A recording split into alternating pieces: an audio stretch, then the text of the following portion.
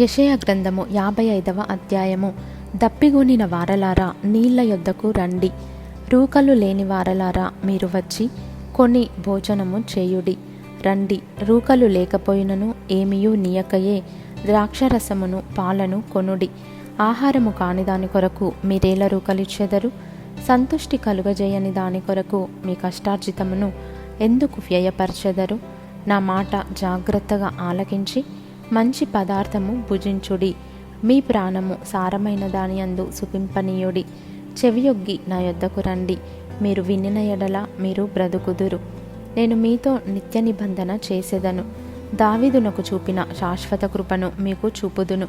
ఇదిగో, జనములకు సాక్షిగా అతని నియమించి తిని, జనములకు రాజుగాను అధిపతిగాను అతని నియమించి తిని. నీవెరుగని జనులను నీవు పిలిచెదవు. నిన్నెరుగని జనులు యెహోవా నిన్ను మహిమపరచగా చూచి, నీ దేవుడైన యెహోవాను బట్టి, ఇశ్రాయేలు పరిశుద్ధ దేవుని బట్టి నీ యొద్దకు పరుగెత్తి వచ్చెదరు. యెహోవా మీకు దొరుకు కాలమునందు ఆయనను వెదకుడి.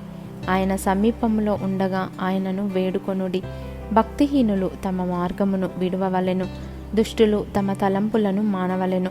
వారు యెహోవా వైపు తిరిగిన ఎడల ఆయన వారి యందు జాలిపడును. వారు మన దేవుని వైపు తిరిగిన ఎడల ఆయన బహుగా క్షమించును.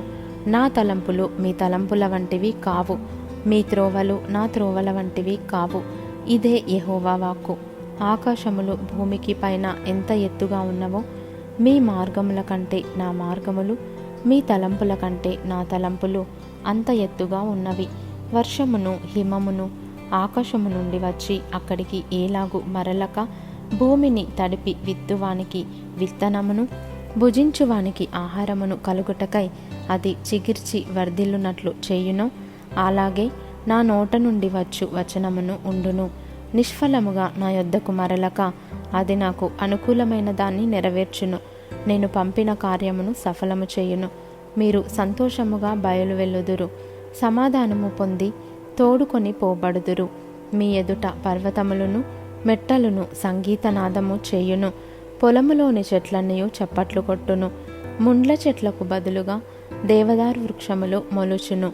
దురదగొండి చెట్లకు బదులుగా గొంజి వృక్షములు ఎదుగును. అది యెహోవాకు ఖ్యాతిగాను, ఆయనకు కొట్టివేయబడని నిత్యమైన జ్ఞాపక సూచనగాను ఉండును.